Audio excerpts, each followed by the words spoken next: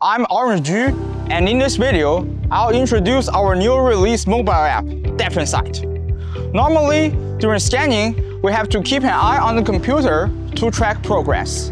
Now, with the mobile app, you can monitor the data on your phone, making scanning even more flexible.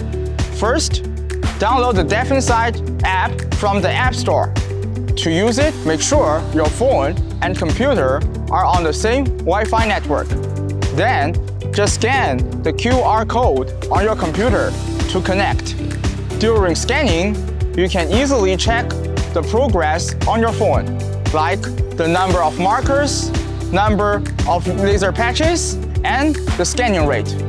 With real-time upgrades in the app, you can adjust your scanning on the spot and even complete the whole process directly on your phone, making the workflow much more efficient.